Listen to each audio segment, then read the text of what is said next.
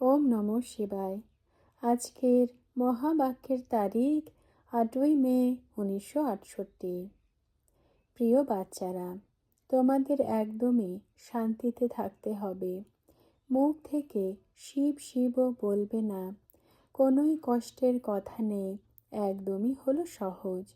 বাচ্চারা অনেকে প্রিয় হয় তো বলে যে বাবা তুমি হলে যেন নয়নের আলো। বাবাও বলেন আমি তোমাদের নয়নের পলকে বসিয়ে নিয়ে যাব। ওম নমঃ শিবায়। অসীম জগতের বাবা অসীম জগতের বাচ্চাদের বোঝান।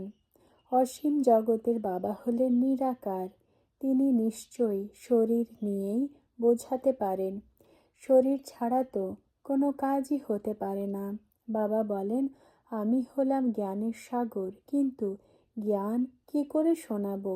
নিশ্চয়ই আমার রথ চাই না। কল্প কল্প এর মধ্যে এসে বাচ্চাদের বোঝাই, বাচ্চারা আমাকে এই শরীরের আধার নিতে হয়। শরীর ছাড়া তো কথাই বলতে পারা যায় না। এও বাচ্চারা বোঝে যে আমরা আত্মাদের নিবাস স্থান হলো অনেক দূরে, সূর্য চাঁদের থেকেও ওপরে। এই সূর্য চাঁদ তো হলো এই নাটকশালায় আলো পৌঁছে দেয়। আমরা আত্মারা তো এর থেকেও অনেক দূরের অধিবাসী, যেখানে সূর্য চাঁদের গমন নেই, ছায়া নেই। কত ছোট আত্মা রকেট আদির থেকেও তীক্ষ্ণ হয়। লেখে যে অ্যারোপ্লেন এমন এমন বানিয়েছে যে আওয়াজের থেকেও তীক্ষ্ণ যায়। বাবা বোঝান আত্মারা সব হলো তীক্ষ্ণ, এর থেকে তীক্ষ্ণ কিছু হতে পারে না। একদম পারে চলে যায়, এক সেকেন্ডে কোথা থেকে কোথায় পৌঁছে যায়। বাচ্চাদের নিজের ঘরের রাস্তাও বাবা বলেছেন। তোমরা আত্মাদের এই জ্ঞান পরমাত্মা বাবা দিচ্ছেন। আত্মাই সমস্ত পার্ট প্লে করে, ভক্তিও আত্মাই করে, পরেও আত্মা শরীরের এই অর্গানস দ্বারা। বাবা বাচ্চাদের বোঝান এক তো তোমরা নিজেদের আত্মা মনে করো, আর এই সব হলো ভাই ভাই। আত্মারা সবাই ভাই ভাই না। বাবা এসে আত্মাদের পড়ান। এ হলো অসীম জগতের বাবা। বাবা বোঝান যতটা তোমাদের সীমিত জগতের বাবা ভালোবাসে অথবা সুখ দেওয়ার চিন্তন করে, তার থেকে আমি তোমাদের বাচ্চাদের অনেক বেশি পালনা করি। এই জন্যই তোমরা আহ্বান করো বাবাই এসো, এসে শান্তিধাম সুখধামে নিয়ে চলো। প্রথমে আমরা শান্তিধামের নিবাসী, এরপর সুখধামে আসি। এখন আমরা পুরনো রাজ্যে রয়েছি, রাবণের পরের রাজ্যে রয়েছি। এমন অন্য কোনো মনুষ্য বোঝে না, কেউ চড়াও করে না, কিন্তু তাদের রাবণ রাজ্য স্থাপনা হয়। রাবণ রাজ্য গেয়েও থাকে, রাবণকে শত্রুও বলে। বুঝতে পারে যে রাবণ রাজ্য থেকে রাম রাজ্য হলো ভালো। এ তো যে কেউই বুঝবে। রাম রাজ্যে অনেক সুখ রয়েছে, সেখানে সবাই তো হবে না, এও বোঝানো উচিত না। বাচ্চাদের ঝাড়ের জ্ঞানও বোঝানো হয়েছে, চক্রেরও বোঝানো হয়েছে। বাচ্চারা জানে যখন আমরা সত্য যুগে ছিলাম তো আর সব আত্মারা শান্তিধামে ছিল, কারোরই দুঃখের নাম নিশানাও থাকে না। তোমাদের সেখানে শান্তিও থাকে তো সুখও থাকে। আর বাকি তারা সব হলো ব্রহ্মাণ্ডে থাকে। ব্রহ্মাণ্ডকে বিশ্ব বলা যেতে পারে না।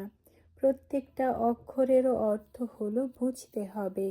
কারো অনেক ধন হয় তো মানুষ বলে যে এর মায়ার নেশা। বাস্তবে ধনকে মায়া বলা যায় না, মায়া 5 বিকারকে বলা হয়। ধনকে সম্পত্তি বলা হয়, এমন বলা যাবে না যে এর মায়ার অনেক অহংকার রয়েছে। বিকারীদের বিকারের অহংকার থোড়াই হয়। মানুষ অক্ষর যা কাজে নিয়ে আসে তা হলো রং। এসব কথা বাবা বসে বোঝান। অসীম জগতের বাবা এসে তোমাদের কত সম্পত্তি দিয়ে থাকেন, এতে আশীর্বাদ আদির কথা নেই। পড়াতে আশীর্বাদ থোড়াই কারো মেলে। তোমরা জানো, পড়ার দ্বারা আমরা নিজের ওপরে আশীর্বাদ করি। এমন নয় যে টিচারের কাছে প্রতি মুহূর্তে আশীর্বাদ বা কৃপা প্রার্থনা করবে। বাবা বলেন, এ হলো ভক্তিমার্গের কথা, এখানে তো হলো পড়াশুনো। বাবা এসে পড়ান। কাকে পড়ায়? আত্মাদের। আত্মাদেরকে আত্মার জ্ঞানই দিয়ে থাকেন। মানুষের তো এটাও জানা নেই যে আত্মা কি জিনিস। এত সব আত্মারা রয়েছে, সবার হলো নিজের নিজের পার্ট। প্রত্যেকের পার্ট নিজের নিজের অবিনাশী আর অনাদি মিলেছে। এও ভালোভাবে বুঝতে হবে। তোমরা অসীম জগতের হলে অ্যাক্টার্স, আর অবিনাশী অ্যাক্টার্স। তারা হয় সীমিত জগতের অ্যাক্টার্স। তোমাদের বুদ্ধিতে সমস্ত বিশ্বের চক্রের জ্ঞান বসানো হয়। আত্মাই ধারণ করে। শরীর তো শেষ হয়ে যায়। আত্মা হলো অবিনাশী, তাতে সমস্ত পার্ট ভরা রয়েছে। তোমরা এইসব নতুন কথা বাবার থেকে শোনো। গীতাতে তো কৃষ্ণ ভগবানুবাচ রয়েছে। তোমরা তো নিরাকার পরমপিতা পরমাত্মা জ্ঞানের সাগর শিব বাবার থেকে শোনো। এ হলো শিব ভগবানুবাচ, নাকি কৃষ্ণ ভগবানুবাচ। এই অনেক ভারী ভুল রয়েছে, যা ভারতবাসীরা নিজেদের শাস্ত্র নিজেরাই খণ্ডন করে দিয়েছে। নিজেদেরকেই চড় মেরেছে আর নিচে পড়ে গেছে। তোমরা বাচ্চারা বোঝো, এ তো অনেক বড় ভুল হয়েছে যে সর্বশাস্ত্রের বাবা মা তাকে মিথ্যা বানিয়ে দিয়েছে। তো আর সবও মিথ্যা হয়ে গেছে, এও বাবা বোঝান। বর্ষা ক্রিয়েটার থেকে মেলে, ক্রিয়েশন থেকে নয়। লৌকিক বাবাও ক্রিয়েটার হয়, তো বাচ্চাদের বর্ষা মেলে। লৌকিক বাবার বর্ষা তো পুত্র সন্তানরা নেয়। কন্যারা তো অন্যের ঘরে চলে যায়। এখানে অসীম জগতের বাবা বলেন, তোমরা সব আত্মাদের আমার থেকে বর্ষা নেওয়ার অধিকার রয়েছে। এখানে কন্যা বা পুত্র সন্তানের প্রশ্ন ওঠে না। তোমরা সবাই হলে আত্মা, বাবার থেকে পড়ো। যে যতটা পড়বে সেই অনুসারে ভবিষ্যতের পদ মিলবে। এই জন্য এখন বাবা বলেন, এক তো নিজেকে আত্মা মনে করো, এটা পাক্কা নিশ্চয় করো। তোমরা প্রতি মুহূর্তে দেহ অভিমানে এসে যাও। প্রথম শিক্ষা আত্ম অভিমানী হবারই দেওয়া হয়। আমি আত্মার শান্ত স্বরূপ। আমাদের স্বধর্মই হলো শান্ত। শান্তি কোনো জঙ্গলে মেলে না, শান্তি তো আমাদের হলো স্বধর্ম। এখানে তোমরা এসেছই ভূমিকা পালন করতে, শান্তিতে বসে যেতে আসনি। এটা হলো ভূমিকা পালন করার জায়গা। এখানে তোমরা শান্তিতে থাকতে পারো না। এ হলোই পার্ট প্লে করার জায়গা। বাকি এ হলো রাবণ রাজ্য, এজন্য এখানে দুঃখ রয়েছে। সেখানে রামরাজ্য হওয়ার কারণে সুখ হয়, শান্তিও থাকে। এখানে দুঃখ আর অশান্তি। তোমরা কি শান্তি এই জন্মে প্রার্থনা করো, নাকি জন্ম জন্মান্তরের জন্য চাও? সেটা তো শান্তিধামে পেতে পারো। বাস্তবে শান্তি চাওয়ারও নিয়ম নেই। সত্যযুগে সুখ আর শান্তি দুই মেলে। বাবা বুঝিয়েছেন, নিবৃত্তি মার্গের সন্ন্যাসীরা সুখ আর শান্তি দুই দিতে পারে না। এ তো অসীম জগতের বাবার থেকেই বর্ষা মেলে। পবিত্রতা তো অবশ্যই হয়, কিন্তু তাও বাবা ছাড়া মানুষ মানুষকে দিতে পারে না। পবিত্রতাকে সদ্গতি বলা হয়। পবিত্র হওয়াতে তোমরা চলে যাবে সদ্গতিতে। এখানে হলো কলিযুগ, পতিত দুনিয়া। পতিত দুনিয়াতে পতিত মানুষই থাকে। পতিত দুনিয়াতে পাবন কেউই হতে পারে না। পাবন দুনিয়াই হলো অন্য, পতিত দুনিয়াই হলো আলাদা। স্বর্গ হলো পাবন দুনিয়া, নরক হলো পতিত দুনিয়া। পতিত দুনিয়াতে একজনও পাবন নেই, পাবন দুনিয়াতে একজনও পতিত হতে পারে না। এই সব কথা বাবা বসে তোমরা বাচ্চাদের বোঝান। এরপরে এই জ্ঞান প্রায় লোপ হয়ে যায়।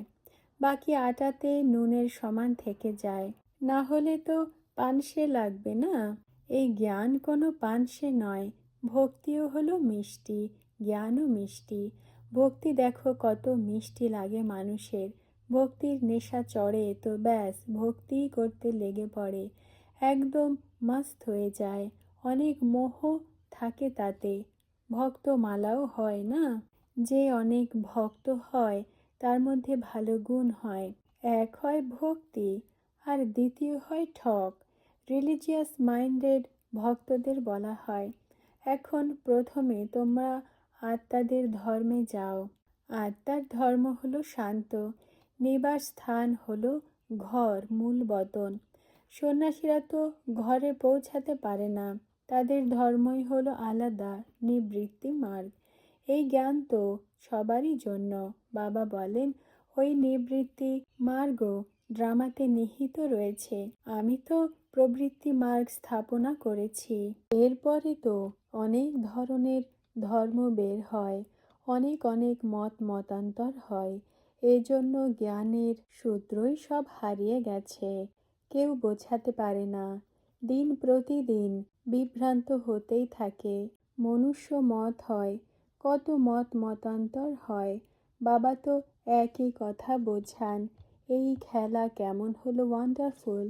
এই সৃষ্টির চক্রের আয়ু 5,000 বছর।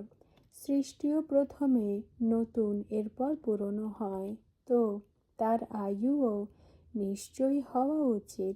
সৃষ্টির আয়ুর কথা কারোরই জানা নেই।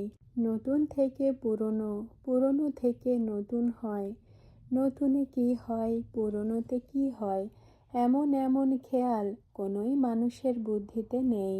যদিও ভক্তরা বেদ শাস্ত্র আদি পড়ে, ভক্তির অনেক অনেক মান ছিল। আধা কল্প ভক্তি চলে, কত মানুষ দান পুণ্য আদি করে, কত কত শাস্ত্র রয়েছে, সব শাস্ত্র উঠিয়ে পরিক্রমা দেয়, চিত্র ওঠায় আর আবার শাস্ত্র ওঠায়, তারও মহিমা করে। গাড়িতে বসে মানুষ হাঁক ডাক করে। এখন চিন্তা করো যে মানুষ বড় নাকি শাস্ত্র বড়। মানুষ যেন গরুর মতো হয়ে যায় আর শাস্ত্র উঠিয়ে জিনিসপত্র চড়িয়ে পরিক্রমা দেয়, তার সম্মান রাখে। এ হলো ভক্তির সম্মান। ভক্তিও আধা কল্প চলে। এ আবার হলো জ্ঞানের সম্মান। ভক্তির সম্মান তোমরা বুঝে গেছো। ভক্তিতে নিচে নামতে নামতে কলা কম হয়ে গেছে। অবতরণের কলা মানে দুর্গতি, এ কথা মানুষ বোঝে না। তাদের তো নিজেদেরই মত মতান্তরের নেশা চড়ে রয়েছে। শাস্ত্রেরও কত নেশা থাকে। শাস্ত্রার্থ করতে করতে কোথাও কোথাও লড়াই করতেও শুরু করে। এখানে লড়াই আদির তো কোনো কথা নেই। তোমাদের তো একদম শান্তিতে থাকতে হবে। মুখ থেকে শিব শিবও বলবে না, কোনোই কষ্টের কোনো কথা নেই, একদমই হলো সহজ। বলা হয় না যে আমি তোমাদের নয়নের পলকে বসিয়ে নিয়ে যাব। বাচ্চারা অনেকই প্রিয় হয়, তো বলে তুমিও যেন নয়নের আলো। বাচ্চাদের অনেক ভালোবাসে। বাচ্চারা ছাড়া ঘর খালি মনে হয়। আর আবার বলে কন্যা ছাড়া ধন আসে না, কন্যাও অবশ্যই চাই। এরপর তাদের পালনাও ভালো করতে হয়। এখন তোমরা বাচ্চারা জানো যে পালনা চাই অসীম জগতের বাবা মায়ের। জগদম্বার পালনা, নিশ্চয় জগদম্বা এসেছিল যে পালনা করেছিল, যার আবার স্মরণিকা হয়। কলকাতাতে কালীর সামনে কত মাথা মারে, মা মা বলে, আর কত কালী ভয়ঙ্কর হয়, আর হাতে তার হিংসার জিনিসও থাকে। একে বলা হয় কত অন্ধশ্রদ্ধা। যদিও মা কালী হয়, কিন্তু এমন থোড়াই হয়। কালো আর শুভ্র কি করে হয় এ তোমরা বাচ্চারা এখন জানো। তারা তো অর্থ কিছুই বোঝে না, মা মা বলে লাফাতে থাকে, কারণ সে তো বিশ্বের মালিক হয়, তাই না? কিন্তু কারোরই জানা নেই তুমি হলে কালী, যে বিশ্বের মালিক বানায় তাকে মা মা বলা রাইট, কিন্তু অর্থ তোমরা বোঝাতে পারো। লক্ষ্মী কোনো মা নয়, কালী মা এখন হয়। মানুষের থোড়াই জানা রয়েছে যে তিনি আবার কবে আসবেন। অনেক অম্বার মন্দির রয়েছে, মন্দিরও তো নিশ্চয়ই সব জায়গায় চাই না, পূজা করে। এখন তোমরা বাচ্চারা মায়ের অর্থ বুঝেছ। কালো অবশ্যই হয়, কিন্তু এত নয়। আর না তো এমন কোনো হিংসা করে। মুম্বাইতে মাম্মা দেবী ঠিক দেখায়, শান্তিতে বসে রয়েছে। মা জগদম্বা তো হলো একই, অনেক প্রকারের চিত্রবাদী বানিয়ে দিয়েছে।